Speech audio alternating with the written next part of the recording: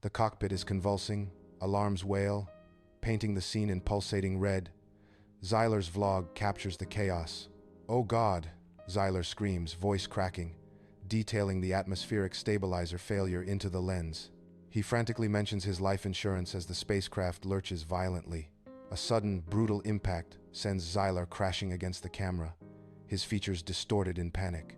A splatter of viscous green slime obscures the lens as Zyler cries, "I think that was my pancreas." In the rain-soaked forest, Daryl stands over a lifeless deer, the dim light reflecting off the slick leaves and his grim expression. He pokes the deer carcass with a stick, his face a mask of weary resignation as the forest around him drips with silent dread. A streak of fire crashes nearby, briefly illuminating the scene with an eerie glow. Yet Daryl remains unmoved, unimpressed. Chronic wasting disease. "Great," Daryl mutters, his voice a low rumble against the backdrop of the stormy forest. "If that's another gender reveal party, I'm killing everyone," Daryl threatens, his dark humor cutting through the night's tension. A smoking crater scars the landscape, the aftermath of Zyler's crash. The air smells of ozone and burnt metal. Daryl cautiously steps into the wreckage, his face a mask of apprehension and morbid curiosity. He spots Zyler lying face down in a muddy puddle, his alien form still and lifeless. Daryl nudges Zyler with his foot, muttering, "Please be dead. I really don't have the emotional bandwidth." At the desolate crash site, Daryl's impatience is clear as he nudges Zyler, a cruel smirk playing on his lips. "Come on, be a corpse. Be a corpse," Daryl urges, his tone laced with dark humor. Zyler writhes, clutching his side in agony. "My spleens! I can't feel my spleens!" Daryl's face twists in disappointment and disgust at Zyler's response. "You're alive. Disgusting," Daryl spits out, his hope for a quiet escape dashed by Zyler's unexpected resilience. At the crash site, Zyler, eyes wide with terror, scrambles away from an unseen horror. A monster, a shaggy, bipedal death beast. Zyler cries, his voice laced with hysteria. "Are you the Reaper? Take me," he pleads, body broken, consumed by fear. Daryl emerges from the shadows, his expression firm, a stark contrast to Zyler's terror. "I'm not the Reaper. I'm Daryl," he states, his voice cutting through Zyler's frantic cries. "And you're trespassing." Zyler stands amidst the wreckage, his face a mask of dismay as he surveys the mangled spacecraft. Twisted metal and shattered components are scattered across the desolate landscape. "Totaled. It's totaled.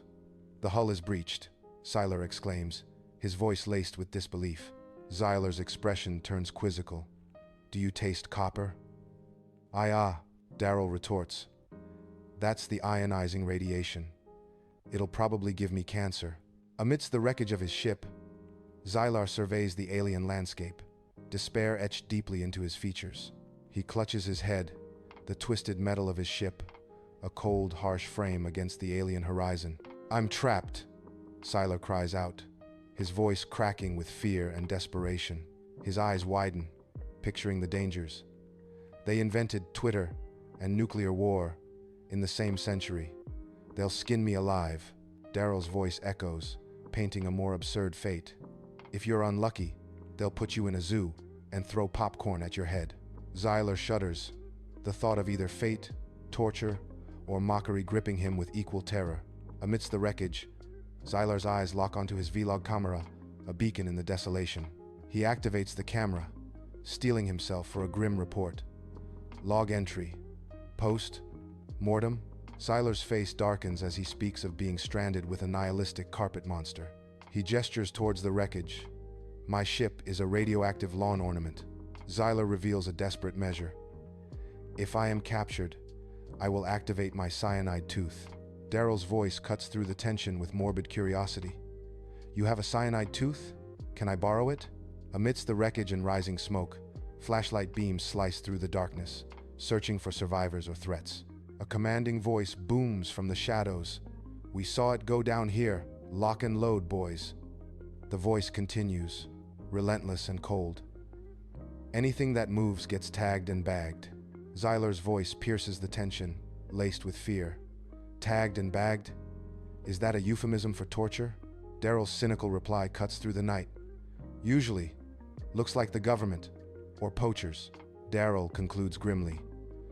Hard to tell the difference these days, as the flashlights continue their relentless search. Amidst the wreckage, Zyler's grip tightens on Daryl's leg, desperation etched across his face. "Hide me! I have delicate skin!" Zyler pleads, his voice a panicked tremor amidst the chaos. Daryl eyes Zyler, his expression a mix of annoyance and calculation. Daryl's gaze pierces Zyler's facade, a test of resolve in the face of impending capture. "Give me one good reason why I shouldn't let them turn you into a science experiment," Daryl retorts. The stark ultimatum hangs in the air, a critical decision poised amidst the debris. A desolate landscape of twisted metal and rising smoke defines the crash site, where silence is broken only by the crackling fire. Zyler, face smeared with grime, gestures wildly amidst the wreckage, a desperate plea etched across his features. I have a Netflix password. Universal access.